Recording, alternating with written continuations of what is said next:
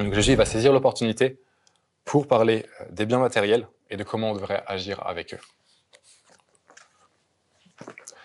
Au sujet des biens matériels, Jésus, la première chose qu'il dit, c'est qu'il voit un gros danger. Il dit, verset 15, regardez le texte, « Gardez-vous attentivement de toute cupidité ». Le danger qu'il voit, c'est que les biens ils prennent plus de place dans nos vies qu'ils ne devraient. La semaine dernière, on voyait dans le passage précédent que Jésus il avertissait les disciples par rapport au danger de ne pas témoigner de lui. Et ça, c'était causé parce que les gens ils prenaient plus de place qu'ils ne devraient.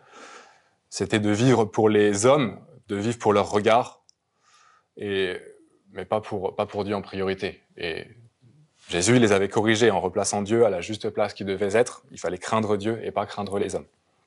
Ici, dans notre passage, Jésus il avertit face au danger de s'attacher aux biens, de vivre pour les biens, de vivre d'une manière qui est complètement, finalement, insensée et déconnectée de ce qui est à venir et de la réalité de Dieu.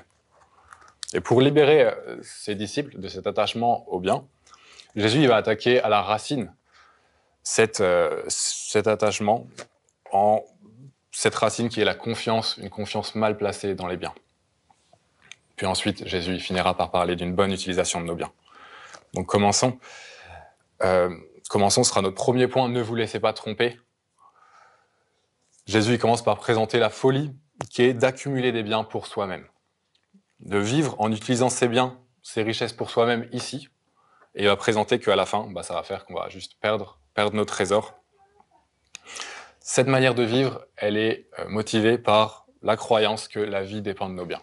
La vie dépend de nos biens. Donc on peut regarder à ça dans le texte, regardez verset 15. « Gardez-vous attentivement de toute cupidité, car même dans l'abondance, la vie d'un homme ne dépend pas de ce qu'il possède. » Quand on entend cette affirmation que la vie d'un homme ne dépend pas de ce qu'il possède, on peut avoir du mal avec ça, parce que quand on y réfléchit un petit peu, ça peut nous paraître faux. On se dit, Jésus, la vie d'un homme dépend quand même de ce qu'il possède. S'il a plein d'argent, il aura une vie beaucoup plus facile que s'il n'en a pas. S'il a rien, sa vie, ça va être vraiment compliqué. Comme il y a un proverbe qui dit « L'argent ne fait pas le bonheur », il y en a qui rajoutent, mais il y contribue.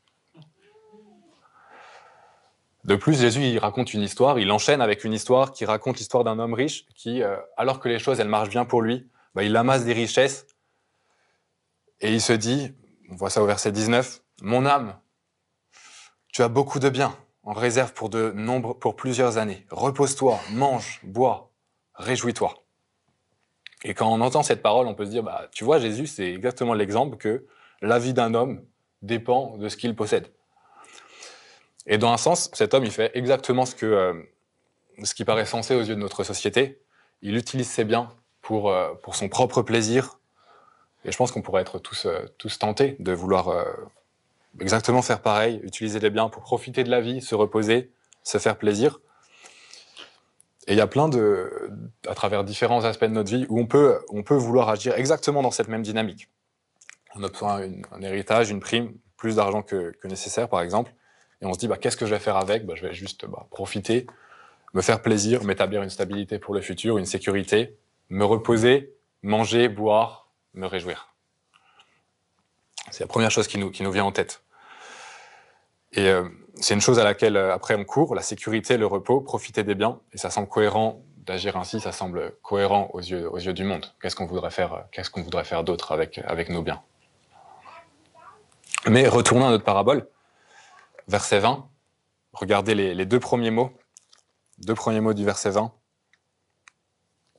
« Mais Dieu, il avait oublié une variable dans ses plans, il avait oublié une chose qui était très importante, qui était Dieu.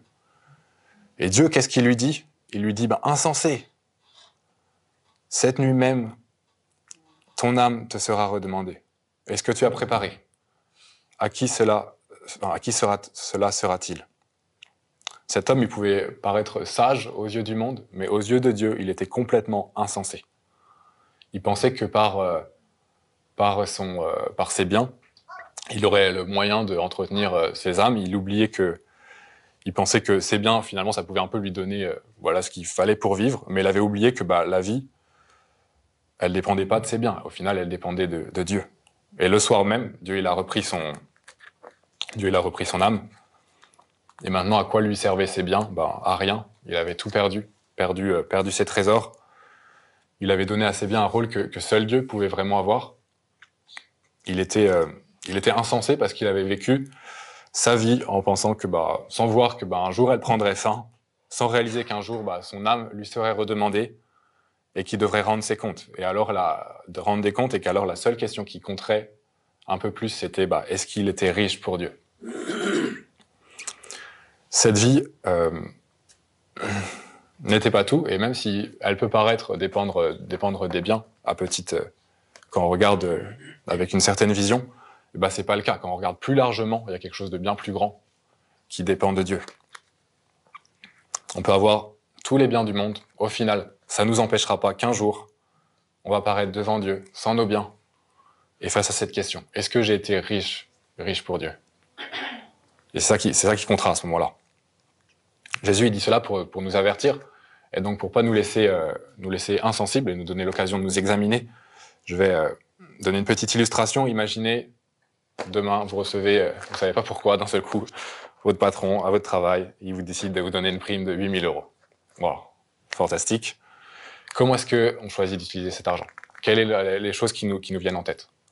Et peut-être que quand vous pensez à ça, vous pensez déjà avoir des idées de ce que vous pourriez faire avec cet argent.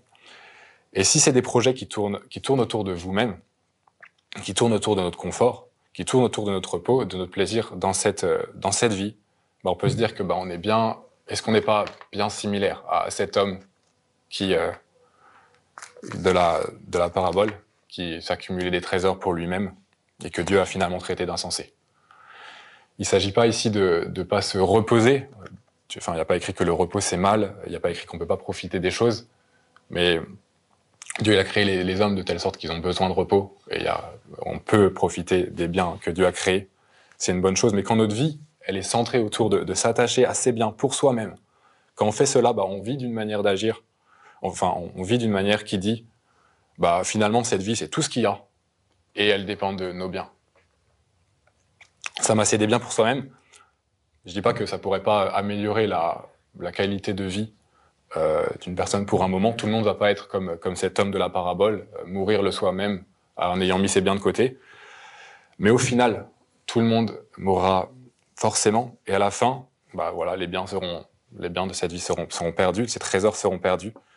Et cette question de est-ce qu'on a été riche pour Dieu, ce sera celle qui comptera vraiment. Face à ça, on peut se poser la question, mais alors, quoi faire? Quoi faire? Quelle aurait été une meilleure manière de vivre? Jésus, il va nous le dire dans un instant. Mais avant, il va devoir nous rassurer. Ça sera notre deuxième point, ne vous inquiétez pas. Il va devoir nous rassurer car à ce stade, s'il allait directement au bout de ses propos, versets 31, 33, on ne serait pas vraiment capable de le supporter. Car dans l'état actuel, bien que la vie, on vient de le voir, elle ne dépendait pas ultimement de nos biens, ce n'était pas ça qui était le plus important, on peut avoir encore trop confiance dans nos biens. On peut se dire que on peut être encore trop dépendant par rapport à eux, comme si c'était eux qui nous donnaient la vie. On se dit, ok, l'abondance de biens ne donne pas la vie, mais c'est quand même des biens que dépend de la vie. C'est quand même des biens que dépend de la vie. Sans les biens, la vie, elle n'est pas possible. On peut se dire ça, et ça fait que ce genre de pensée, on s'attache. On s'attache vraiment aux biens. Jésus, il va nous libérer de cette inquiétude par rapport aux biens en nous présentant qu'au-delà des biens, il y a Dieu dont dépend vraiment la vie. Et que c'est pas des biens que dépend ultimement la vie, mais de Dieu. Dieu, celui que on peut voir dans la première parabole, l'homme riche avait oublié, un Dieu pour qui on compte. Regardons à ça dans le passage. Donc, verset 22, Jésus dit « Ne vous inquiétez pas pour votre vie, de ce que vous mangerez, ni pour votre corps, de ce que vous serez vêtu. Car la vie est plus que la nourriture, et le corps plus que le vêtement. » Donc Jésus, il commence par enseigner que la vie, c'est plus qu'une dépendance à la nourriture et aux vêtements. Et la raison pour laquelle on s'inquiète pour le manger, pour le vêtement, c'est ça part souvent du fait que on croit que notre vie, au final, ça dépend de ces choses. Mais Jésus, il nous demande de ne pas nous inquiéter pour pouvoir nous libérer, pour nous préoccuper sur autre chose, car notre vie, elle ne dépend pas ultimement de nos biens, mais de Dieu. Dieu, qui est un Dieu bienveillant pour lequel on compte. Jésus, il rassure ses disciples en leur montrant que Dieu est celui qui prend soin d'eux. Donc on va regarder ça dans le texte. Versets 24 et 27, Jésus il commence par faire observer les corbeaux, les fleurs des champs, qui bien que, voilà, elles ne sont pas d'aussi grande valeur que des hommes, bien qu'elles n'ont pas d'avenir éternel, bien que les corbeaux ne fassent pas des greniers, bien que les fleurs des champs, elles ne travaillent pas, eh bien, les corbeaux, ils ont de la nourriture, les fleurs des champs sont bien habillées, car c'est Dieu qui prend soin d'eux. Et si Dieu il prend soin de ces choses, eh ben pourquoi est-ce qu'il ne le ferait pas d'autant plus pour les disciples? Verset 25, Jésus il évoque aussi à quel point on est impuissant finalement face à la mort. On a beau faire ce qu'on veut, au final, notre vie elle prendra fin quand Dieu l'aura décidé. C'est lui qui contrôle notre vie, pas nos biens. C'est pas nous. Versets 29 et 30, Jésus il dit que contrairement aux gens des nations qui connaissent pas Dieu, les chrétiens, ils ont Dieu pour père. Un Dieu qui les aime, qui prendra soin d'eux, qui connaît leurs besoins. Il connaît leurs besoins. Et donc, ils peuvent être libérés de cette préoccupation, de cette attache centrage sur les biens, comme si leur vie, elle venait d'eux. Et si on parle des inquiétudes, donc ça ne veut pas dire que le texte ne nous dit pas, faut pas travailler et Dieu prendra soin de vous. Il ne dit pas qu'il ne faut pas s'organiser pour avoir de la nourriture ou de quoi se loger. Mais cela, ça ne doit pas être notre préoccupation première. Dans le texte, un truc qui est très intéressant à noter, c'est l'évolution, de comment est-ce que Dieu est appelé dans notre texte. Au début, verset 20, par rapport à qui est Dieu. Verset 20, Dieu, il est juste celui qui reprend la vie, qui demande des comptes. Puis ensuite, on peut voir dans les versets 24 et 27 qu'il est celui qui prend soin de sa création et pour qui les disciples comptent. Et versets 29 et 32, il est un père qui prend soin, qui connaît les besoins et qui offre un royaume. Et si vous êtes découvrez par rapport à la foi chrétienne, c'est assez extraordinaire par rapport à ça. Dans le reste de la Bible, on voit ailleurs que, dans un contexte plus large, que par nature, on est ennemi de Dieu. Mais Dieu, dans sa bonté, il offre une relation avec lui. Il nous permet de pouvoir devenir ses enfants. Il promet un soin. Il promet d'avoir une espérance, un avenir qui va au-delà de la mort. Cette relation qui, dans un sens, ici on voit dans le texte, ça nous permet de nous libérer des préoccupations et des inquiétudes par rapport aux biens, comme si notre vie, elle était juste une dépendance à ces biens. Non, la vie, Dieu nous donne une perspective bien plus grande sur la vie. Cette relation, elle est rendue possible par la mort à la croix de Christ, par l'œuvre de Christ. Donc je vais pas m'étendre plus là-dessus, même si c'est très important, parce que c'est pas le sujet principal de notre texte, mais si vous voulez en apprendre plus par rapport à ça, vous pouvez toujours, n'hésitez pas à demander à quelqu'un à la fin de notre temps. Donc revenons à notre texte. Les disciples, ils n'ont pas à s'inquiéter de ce qu'ils mangeront et ce qu'ils se vêtiront. Pourquoi? Parce qu'ils peuvent placer leur sécurité en Dieu, dans le Père qui prend soin envers eux. Un test pour bien savoir où est-ce qu'on met notre sécurité, c'est un peu de se demander, pour le futur, par rapport à telle ou telle situation, je m'inquiète pas. Option A, car, vous pourriez répondre, car j'ai beaucoup de biens, j'ai de l'argent sur mon compte en banque, j'ai des réserves. Ça serait la première option. Ou option 2, car j'ai l'assurance de ma valeur auprès de Dieu et que Dieu est souverain, il prendra soin de moi. Et en fonction de comment est-ce que vous allez répondre à ça, ça va donner deux directions différentes dans la vie. Si c'est l'option A, être rassuré par notre argent, par nos biens, finalement on devient esclave de nos biens. Car c'est de ceci qu'on dépend. Et dans ce cas, d'après Jésus, on a une confiance vraiment mal placée et on a une vision beaucoup trop limitée des choses. Si c'est l'option B, d'être rassuré par Dieu, de ce Dieu généreux, ce Dieu qui prend soin de nous, alors on est libéré de l'emprise des biens. On peut vivre pleinement en regardant bien au-delà de cela. car on sait que ultimement notre vie, elle dépend pas de nos biens. Une fois qu'on est libéré de notre inquiétude, une fois qu'on sait que la vie, elle dépend pas de nos biens, on sait qu'il y a plus que cette vie, et qu'il y a Dieu qui connaît nos besoins, qui prend soin de nous, alors que faire de nos biens? Que faire de ce que l'on a? Ça sera notre troisième point, ça, le trésor conservé. Jésus il nous dit de ne pas nous y attacher, mais de les utiliser généreusement en vue du monde futur qui arrive, et d'ainsi se faire des richesses qui ne se perdront jamais. Donc regardons à ça plus précisément. Trésor conservé. Premièrement, versets 31 et 32. Cherchez plutôt, donc par comparaison avec les inquiétudes pour le manger et le vêtement, cherchez plutôt son royaume, et cela vous sera donné par surcroît. Sois sans crainte, petit troupeau, car votre Père a trouvé bon de vous donner le royaume. Contrairement aux gens du monde qui n'ont pas Dieu pour Père, nous, on devrait plutôt rechercher le royaume de Dieu. Les chrétiens devraient plutôt rechercher le royaume de Dieu. Ils ne devraient pas vivre en essayant de se concentrer sur, voilà, comme si cette vie, c'est bien. C'était tout ce qu'il y avait. On va essayer de se faire un petit paradis. Parce que si Dieu est notre Père, on peut croire ses promesses et on a l'assurance qu'il préserve et il garde un avenir glorieux pour ceux qui sont en Christ, un monde meilleur. Et donc, plutôt que de chercher des richesses ici, plutôt que de chercher à tout avoir cette vie ici, on peut plutôt capitaliser sur ces promesses et sur ce monde qui vient. Deuxièmement, verset 33, c'est toujours dans la même lignée. « Vendez ce que vous possédez et donnez-le en aumône. » Au lieu de chercher à garder, à amasser, à profiter au maximum de nos richesses, les chrétiens, ils sont appelés à donner généreusement leurs biens. Au lieu de s'attacher aux richesses, de se concentrer sur soi-même, on peut les lâcher prise et les donner généreusement.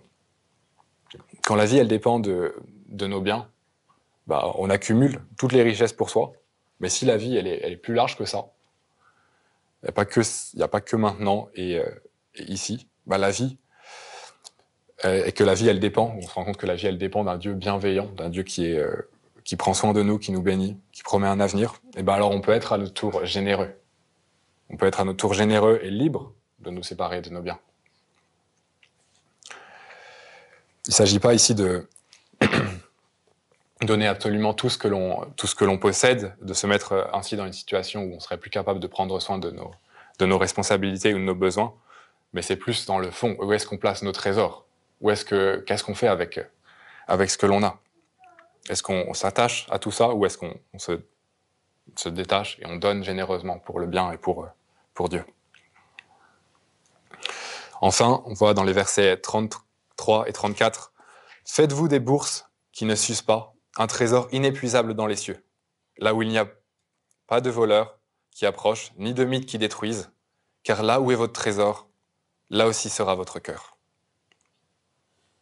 Au lieu de se faire des greniers ici, d'accumuler les trésors pour soi-même, qui finiront forcément par se perdre, Jésus nous invite à faire, avec nos biens présents, des richesses éternelles, des trésors inépuisables.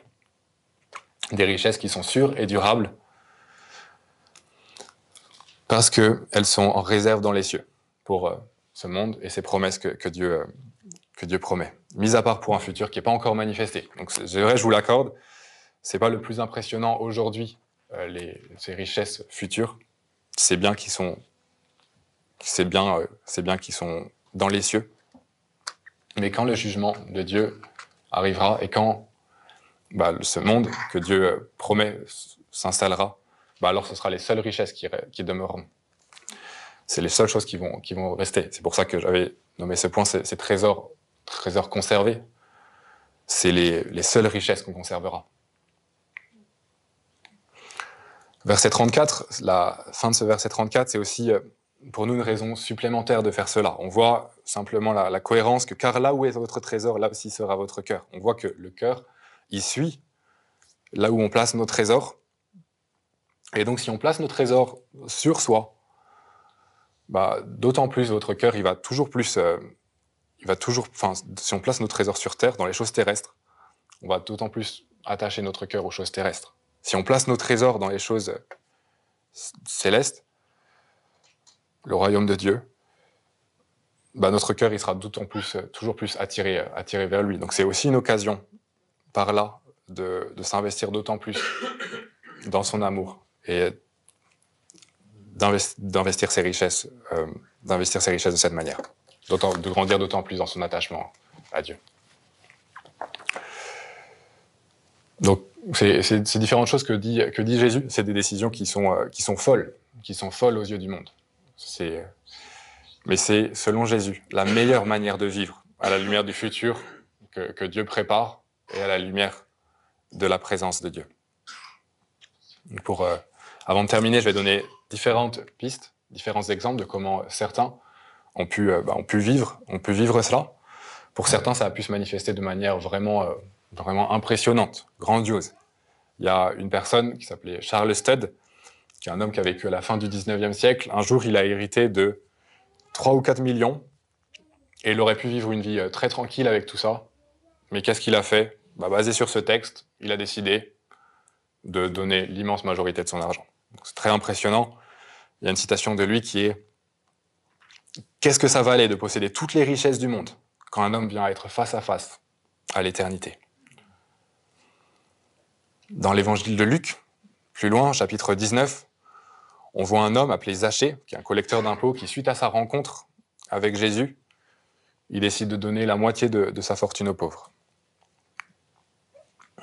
Pour d'autres, sans pouvoir forcément se permettre d'agir de manière aussi radicale, aussi grandiose, ça peut se manifester autrement.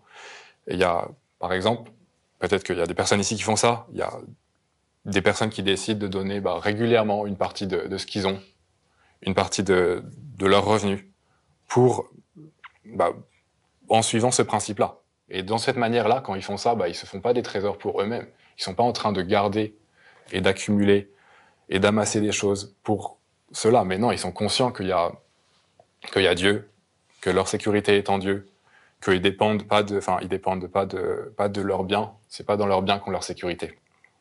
Et qu'il y a cette vie plus tard pour laquelle ils sont conscients. Sans que ce soit forcément que des richesses économiques, ça peut aussi s'appliquer à tout type de richesse. Ce même principe, je connais des personnes qui ont décidé de réduire leur temps de travail et donc de gagner moins d'argent, un certain sacrifice d'une certaine manière, mais pour pouvoir avoir plus de temps pour s'investir, pour travailler bénévolement au service d'autres, rendre des services. Je connais d'autres personnes qui sacrifient aussi leurs soirées, certaines de leurs soirées, pour pouvoir servir dans des associations caritatives qui soutiennent les démunis, par exemple. Toutes sortes de richesses avec lesquelles on peut agir dans cette même dynamique. Ces versets, ils nous mettent au défi de qu'est-ce qu'on croit vraiment. C'est un défi qui nous lance aussi. Qu'est-ce qu'on croit vraiment ? Où est-ce qu'on met notre sécurité ? Où est-ce qu'on attache notre cœur ? Est-ce qu'on croit vraiment que les promesses de Jésus par rapport à ce monde à venir, c'est vraiment vrai. Quand on regarde à nos vies, quand on regarde l'investissement de nos richesses, de notre confort, tout ça, ça montre un peu plus sur ce que l'on croit au fond. Une question qu'on pourrait se poser pour savoir est-ce qu'on met un peu tout ça en pratique, nous donner des pistes de réflexion par rapport à nos vies, c'est est-ce que je vis d'une manière qui paraît insensée aux yeux du monde ? Est-ce que je vis d'une manière qui paraît insensée aux yeux du monde ? Si le monde y regardait à ma vie, est-ce qu'il dirait insensé ? Arrête d'investir tes richesses dans ce monde futur, de croire qu'il y a Dieu qui est là. C'est ici et maintenant la vie. C'est ici et maintenant la vie. Garde pour toi, donne-toi une sécurité, mange, bois, réjouis-toi. Mais si c'est pas le cas, si notre vie, elle ressemble exactement à la même manière que les personnes dont la vie dépend de ces biens, qui ont seulement cette vie, on peut se dire que on n'a pas très bien compris, ou on ne croit pas vraiment qu'il y a la mort qui arrive, le royaume de Dieu, qu'il y a ce futur que Dieu prévoit, qui arrive, qu'il y a plus que cette vie. et que c'est de Dieu dont dépend vraiment la vie, pas des biens ultimement. On va conclure avec le verset 34, cette phrase qui conclut le propos de Jésus. Si on peut le lire. « Car là où est votre trésor, là aussi sera votre cœur. » Face à tout ce que Jésus présente, face à ce monde futur que Jésus promet, face à cette souveraineté de Dieu dont Jésus parle, comment est-ce qu'on agit par rapport à nos biens? Où est-ce qu'on place notre cœur? Est-ce qu'on les amasse pour nous-mêmes? On se fait des trésors terrestres? Ou plutôt est-ce qu'on les utilise par amour pour d'autres, en étant conscient de ce qui arrive et de l'amour de Dieu pour nous? Où plaçons-nous nos trésors? Où plaçons-nous notre cœur? On va relire ce verset une dernière fois, puis je prierai pour conclure. « Car là où est votre trésor, là aussi sera votre cœur. » Prions.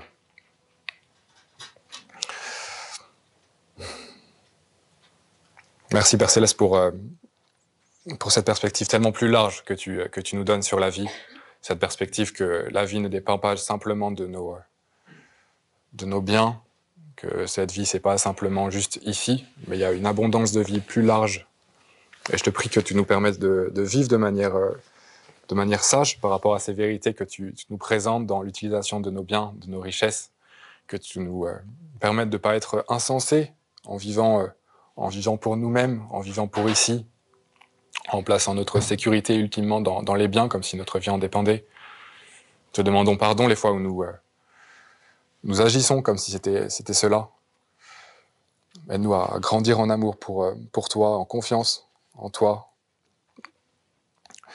Et je te prie que tu nous gardes de nous attacher à aux biens matériels, de placer notre confiance en eux. Que tu nous donnes d'agir par amour généreusement. Au nom de Jésus. Amen.